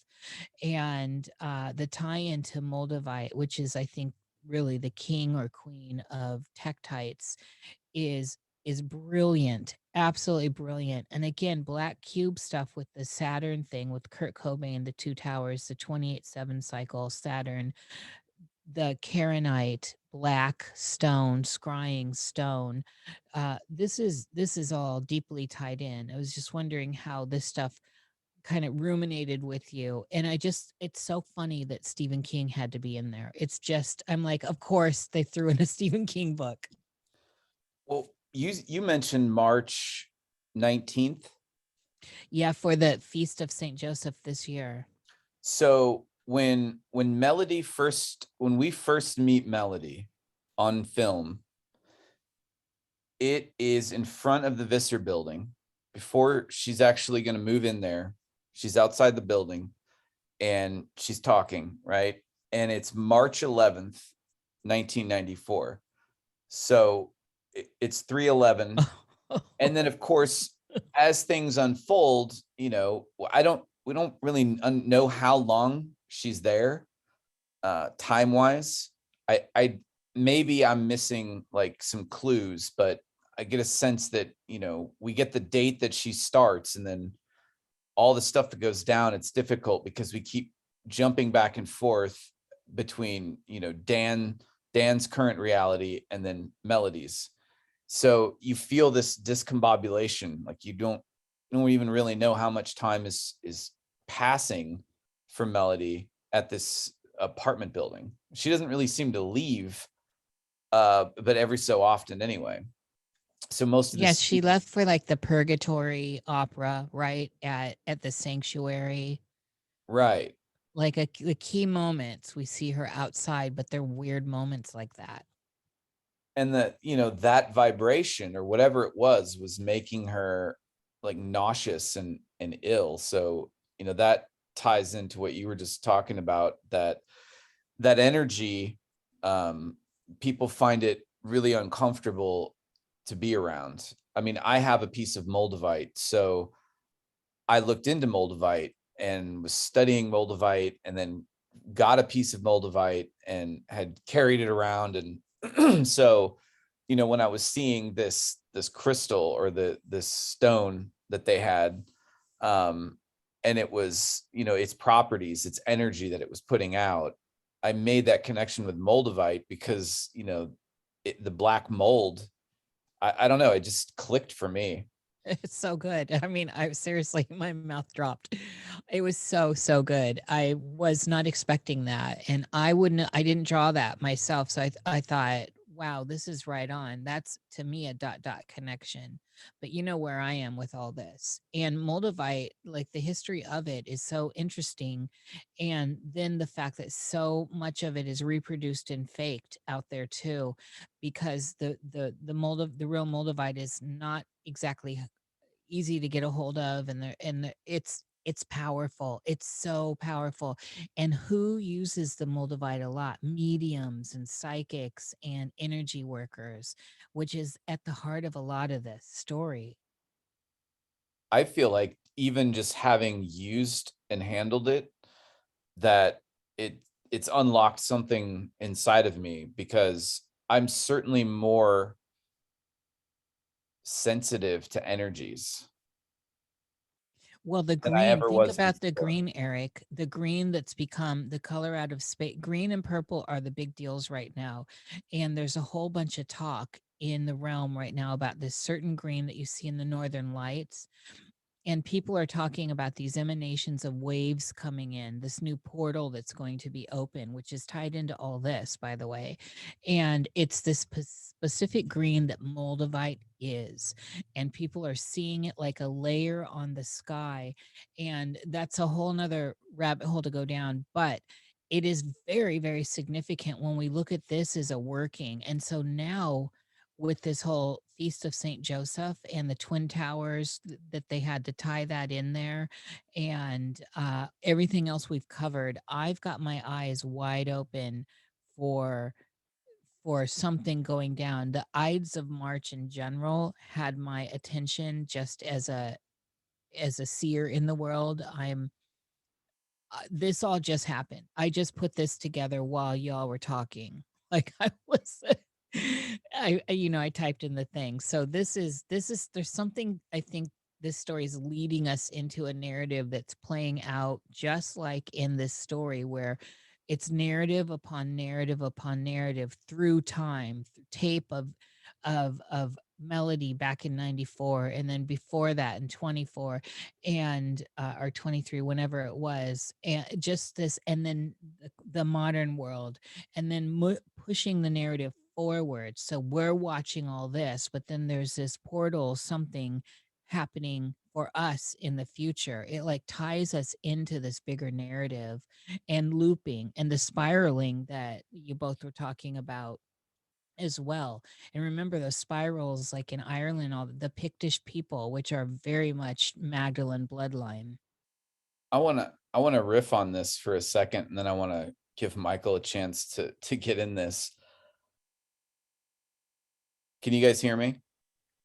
Oh yeah, Yes. you're good, man. Yeah. Okay. So when I think about what you were saying with the Northern Lights and Moldavite and the color that it is, and then I was just having this conversation, I think last night on Esoteric Journey. We're talking about blood sacrifice, and I saw this quote from Paracelsus, or paraphrasing something that Paracelsus said about blood, and it was like the most mysterious of fluids to work with in alchemy, and that Paracelsus thought that the blood was condensed light.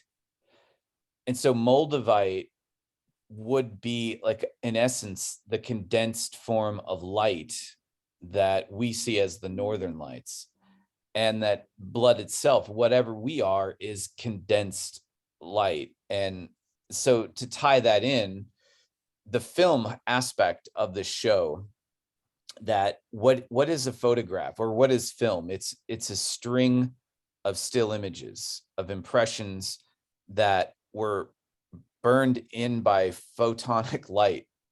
So it's the capture of the energy in a moment, displayed as form, or we perceive it as form, right? But the color, all of that is these different energies, these different frequencies, and it's being burned into this plate, this film. And so that moment is alive, absolutely, inside of that picture. And when you put them all together and you play them, right, and you give it motion, it was coming alive for Dan. And so I feel like the Kalego ritual that they had to have the blood it's the releasing of the life force energy and imbuing it into the stone that's representing the energy of Kalego, right? And it's like making this energetic connection to allowing this portal to open to draw the two together. I don't know. Anyway, And then, well, we can't leave out Iris Voss in this, and with everything you're saying, because again, that the whole idea of an iris and the eye, there's something juicy in there for me. get on in here, Michael. Yeah. Hail to thee. So I love what you guys are saying. And Nish, you brought up the aquatic chemistry book and Stephen King, and I don't know what book it was, but the aquatic chemistry definitely popped out. And of course, we have the Shining, or the Overlook Hotel, which is King, and that's referenced. And also Dan and Danny, I think there's some kind of reference there because of Yes. him being a shining one, and this Yes. thing happening to him, right? And then that's in the blood too, so that's very interesting. And also, don't overlook the fact that Danny is black. And who was it that told Danny in The Shining about The Shining, about his shining? It was a black man. Yeah, This absolutely. is significant. I think so too. When Moses came down from the mountain, he was glowing, he was shining, he had to wear a veil. And from my understanding, like if what we're saying is that DNA itself, right, because Virgil was the DNA collector, that DNA itself is light, and that over that light is a darkness or a shadow, occulting that light from shining, and that as you work through your blood, or you go inward, that changes take place within the DNA on a molecular level, that more light is actually coming through, and that you appear to have a glow or a halo, if you will.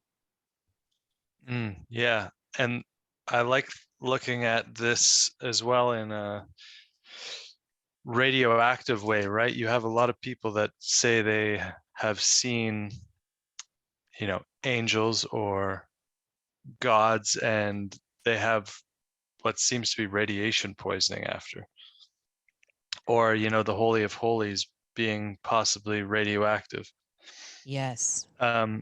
So this is really interesting to me, and I love the idea of like this vibratory change. We have our planet's normal vibratory rate, which like what is it called, guys? You can help me with this. The Schumann resonance. Schumann resonance, Yes. right?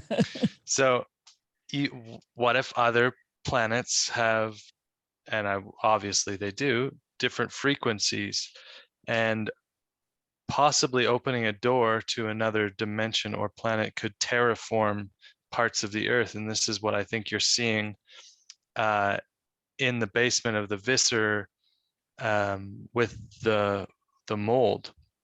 It's a terraforming. Ooh. And the taste of this new vibratory frequency or new planet or whatever, habitat, eating of it puts you in that other place. And this is where you get this hive mind that are bringing this frequency back. They become little frequency generators they are part of the terraforming, basically. It's the mana from heaven. They're humming the tune, they're singing the song of this other place and bringing it into our reality, or the earthly plane, which is, you have two towers coming into one. You have two worlds mixing. And I think that's really significant in this story. There's some interesting stuff going on with this, and it's hard to look up because it's all kind of coming new on the scene, but that DNA has a neurosentience to it.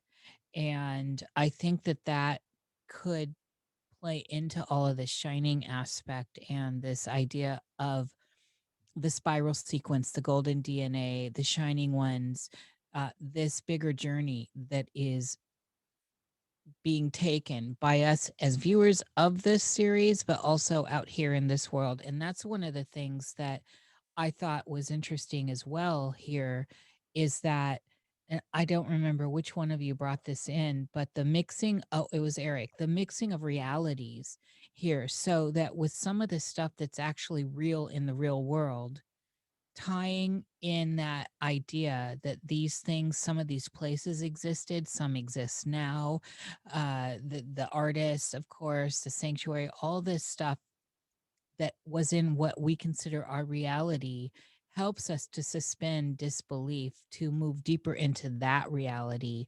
And that's ultimately kind of the core of what all this is taking us on. The core journey that we're going on with this particular series is what is reality? Where is reality? And how do we move between these portals, these gates, and who's controlling this? Who are the masters or mistresses of ceremony here? Because that's also at play. You, Yeah. you Go see, ahead. you see that Dan travels back to, he doesn't just get stuck in the Kalego pocket dimension. He uses that Kalego space to end up in another time.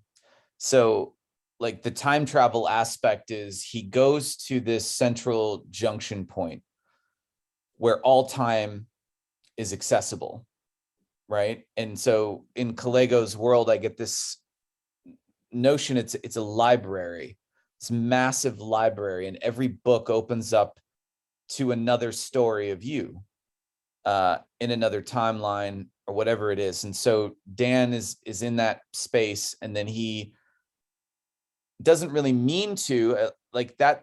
That's sort of left up to the viewer to decide, but he ends up in 1994. And of course, at that time, this is when Melody would have been at the Visser Hotel. And so what happened, right? He wound up in a different reality. I don't even know, we don't really know if Dan exists in that time, like as a child, or if, this is some other iteration of Dan's life. I mean, they don't, because they end the show, but I'm thinking that when it comes to time travel, it's always internal. It seems like the entire show is just showing you Dan's internal journey. And of course, at the end of that journey, he has like mastered, or he has been able to tap into parallel dimensions, parallel lives, past lives, what have you, and transport his consciousness into that reality. Where did our master of ceremonies go, who had all those names, the fallen angel Samael? He came in to the circle at the end and came through, but we don't see him. They left that out, but he brought Melody back. Where they left that. All we saw was Melody, but we didn't see him jump back out. He brought her in. So did you all find that funny? And that ties into just what you were saying here, Eric. Yeah, absolutely. I was going to mention that actually, because, when Dan's trying to find or listen for the tuning fork, right? The sound to follow. He comes to a door that's partially open, and then one on the left that is fully open, and Samael runs out, grabs Melody, or Samuel, and jumps into this, or he throws her in. And we don't really know how Dan goes. Does he follow them, or does he take the other door? Or because this is a world of doorways, I believe. When you enter it, the possibilities are open. It's a crossroads. Yes. Now you have the ability to enter any time or possibly any other space. So it seems that Samael knows his way around, or Samuel knows his way around this other world, this Yes. crossroads. He seems to be the master of ceremonies, and they Yeah, hint at it with the whole Samael, and how many names he had. right. And I mean, Exactly. there's a big story right there with him, and it seems, they want to give it to us like he's just got these small, very key roles, very significant every time we encounter him, but they also leave us with this mystery, and the whole idea, the mystery of that which, well, the fallen ones are known for. Well, Very yeah, the fact, reminiscent of the Matrix as well, uh, being like the organic Matrix. Being able to access that dimension that leads to all of these other possibilities, like the Merovingian in the Matrix was this a very similar kind of archetype. um it's like he was in charge of the doors, and so he would have been the high priest that controlled access to being able to jump through the matrix or jump into different dimensions or what have you. yeah, it's a really cool archetype. I like it. And yeah, the fact that it is the same numerical value as Kalego just blew me away at first. And same with the devil, right? And rise. So it all just kind of comes together for me. And he's definitely something more than just a, medial character in this story. And again, it brings back that kind of Janus thing where we've got Samuel and his brother Virgil. And Virgil is the one who gets this ball rolling as far as getting Dan into this. And, well, Yeah. basically aligning Dan, calibrating Dan onto this journey. And at the end, when Dan uses this whole idea of waiting to show or reveal that Samuel came through too, is very intriguing because of the response that Virgil had. And again, one wonders, are they one and the same? Now, we did see them in the video together, and this is how that reveal came, that they were brothers. But there's something tricky here, and there's that whole trickster energy going on between the two, and the optics, the iris, there's something tricky going on here. I haven't really put my fingers on the pulse of this, but it is something that's itching at me. I think one of them is the face of the company and one does the dirty work. That's how I see it. Virgil is the president of this. He's got to be squeaky clean. He can't let too much go. He also, I have a sneaking suspicion that the drugs Dan is taking, because he's on antipsychotics, it looks like, and the ones like that, both Melody and Dan had psychotic breaks before all this started. So what drugs are they taking? And could it be possibly some of that mold, that they're opening up to this other world through the drug? And in the paper of Dan's dad, Stephen Turner, it talks about using hallucinogenics for this purpose, specific kinds. So Lithium, I mean, I don't know if Dan's on lithium, but if it was lithium, lithium itself is really an interesting drug, I guess, but lithium is also used in almost every smartphone battery. And so where they find lithium deposits is usually where there is an energetic field, like a strong energetic field. You could call this, portals or paranormal, whatever it is. Lithium seems to act similar to Moldivite and Karenite does in the show, in that wherever it's found, it has an emanation that has an impact on the place that it is. And it's an energy that, helps to break the veil between worlds. That's why schizophrenics are people who are seeing things that other people cannot see. It's not that they're not there, they're very real. The voices they hear are absolutely real, but they're driven to madness by it because they don't understand what's happening to them. But to study schizophrenics, they actually wanted to incorporate lithium, because lithium has this component of enhancing, but also helping to balance out your understanding of what's happening to you. So, keeping them from going mad, but also trying to exploit or understand and study this state of a connection between two different worlds. And lithium plays a part. And so the fact that it's in these phones, which are black mirrors, right? It's powering the scrying machine. Yeah, very, very cool. And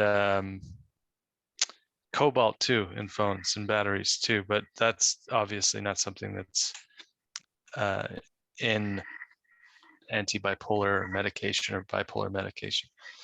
But in that article that Dan's father wrote, it talked about bipolar as well.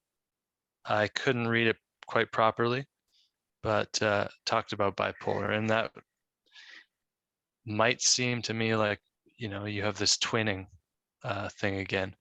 Also, you guys brought up the Matrix. Binary is the game he's creating in the new Matrix movie. So there's this theme running around.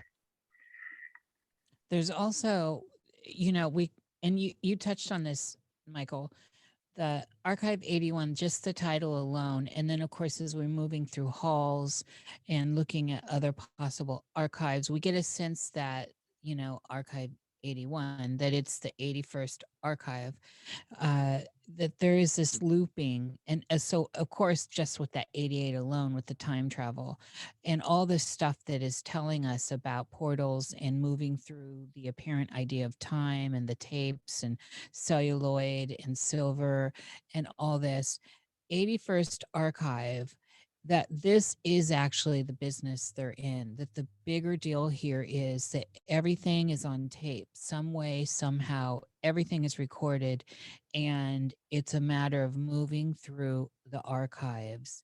What is that ultimately? This really takes me to a deep place of ponder, the fact that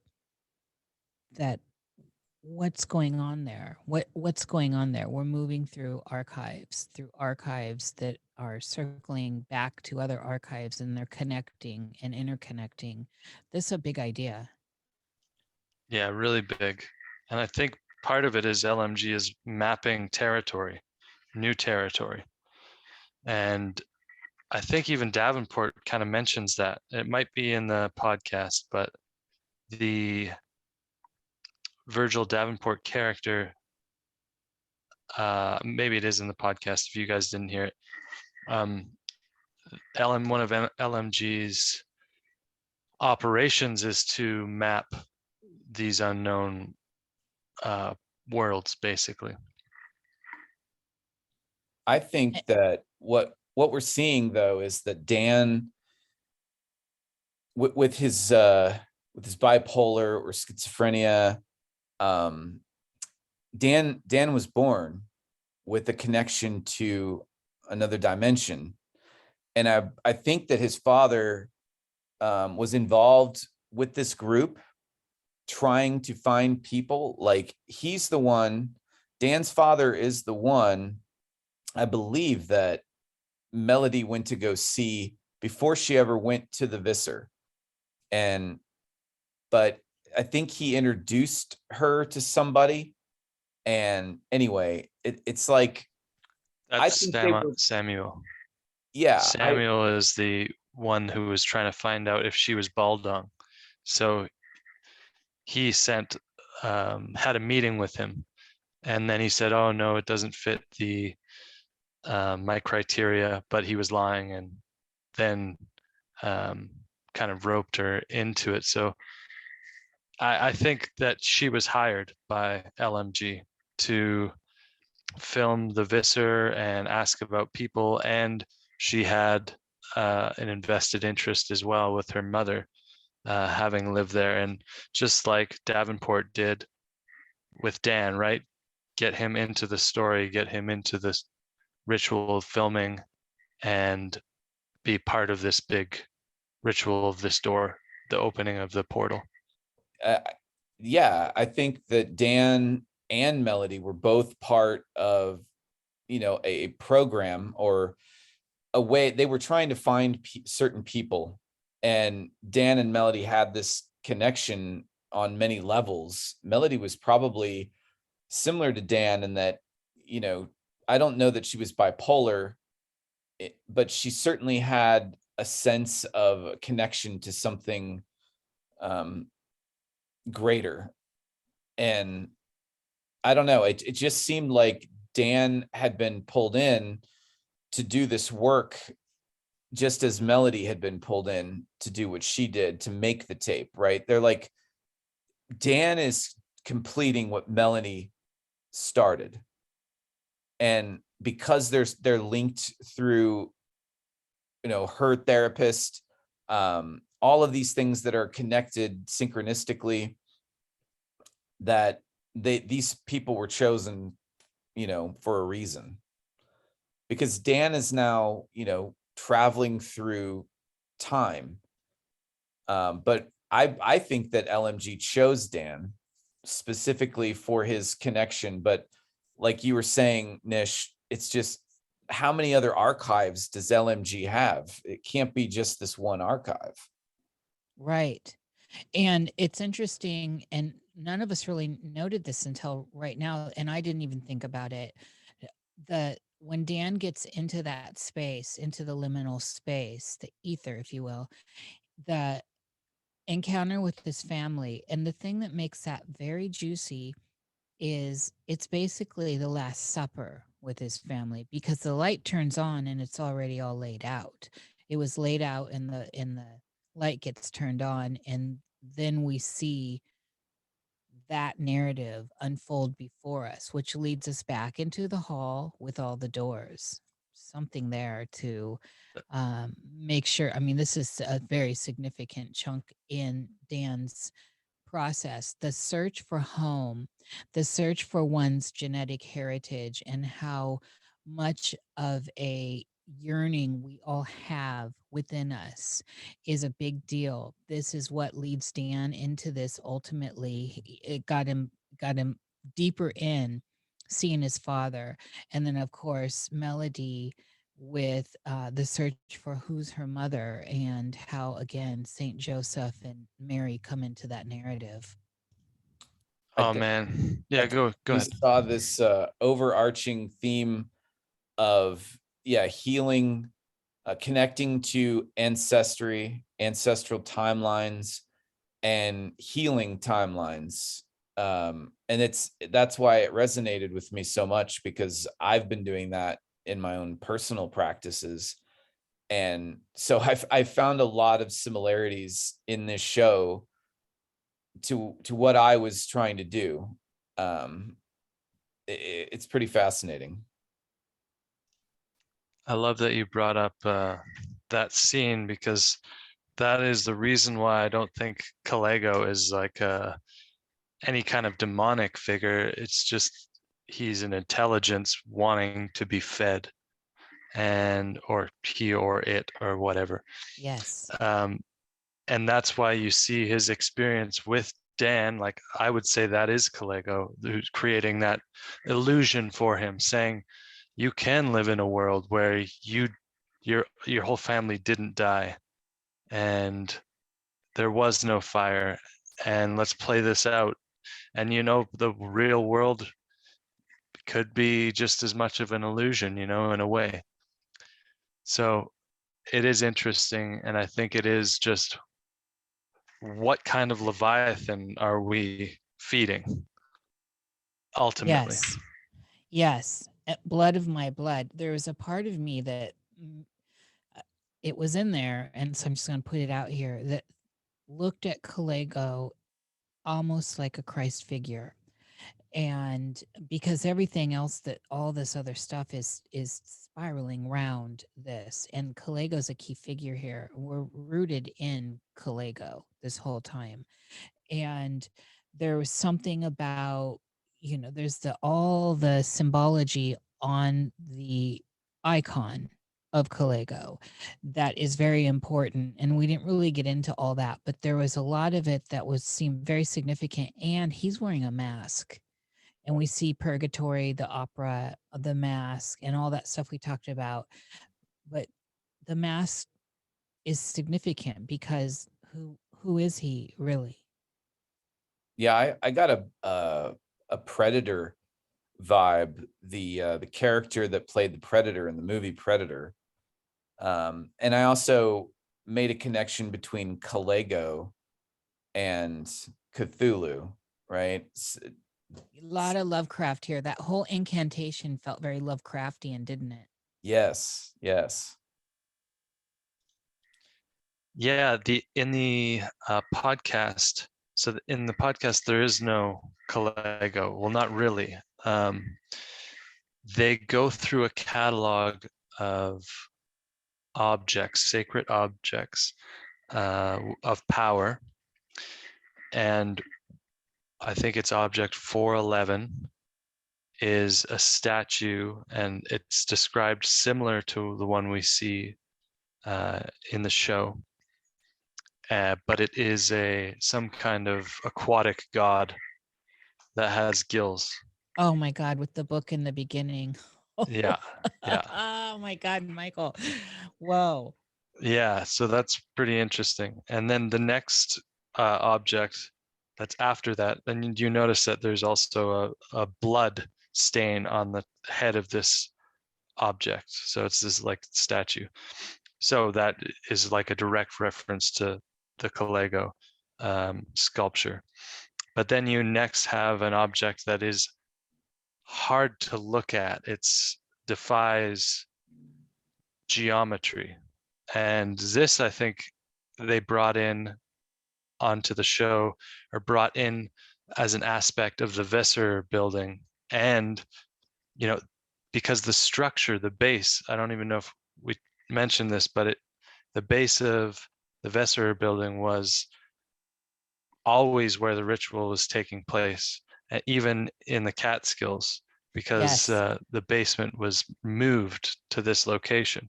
So a part of the building is always there, Oh So my God. interesting. The holy temple, the sacred Right. temple. Amazing. Holy crap. So we are just about over 2 hours. I think we're closing in on 2.5. And I didn't want to make this very long, but this show is just so dense with stuff that you can extrapolate from. I would encourage everybody to at least, give it a watch. Because I mean, honestly, I could sit here and go on and have it carry it off into the greatest conversations, but I think I'm going to stop it here. Is that all right with you guys? Yes, this was a great pleasure, and I can't wait for our next pick because I like the synergy we have as far as picking these things apart and looking at the deeper layers. So thank you for having me. Well, thank you for being here, Nish, and thank you for being here, Michael.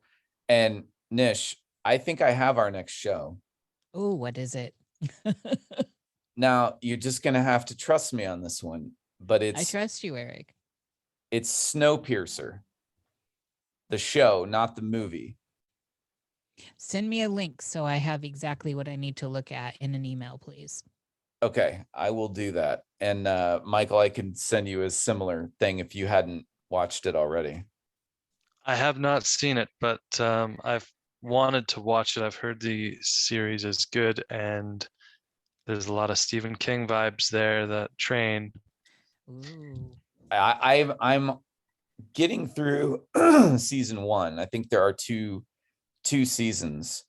So it's a bit of an investment, but I'm just blowing through it. So I just figured I'd throw that out there. It's not like a super long series. It's probably maybe 20 episodes in total. How would you guys feel about, sorry to interrupt, Nish, doing it in parts? Because I think if there's something this dense, I would like to take it in episodes, even if it's just a short, we talk about it for an hour, like all of us kind of get into the show. I'm down with that. I think that's Are ya? probably a better way for us to move forward. And as well, I like rotating. So Eric kind of got us Mhm. onto Snowpiercer, and then Michael, you can get us onto the next journey. Okay, wonderful. Well, thank you again for being here, guys. I really enjoyed this, and hopefully those of you listening to this found it interesting and it had value, and maybe it will help you when you watch the show to see maybe you'll see things we didn't see, because that's always going to happen. But until next time, thank you guys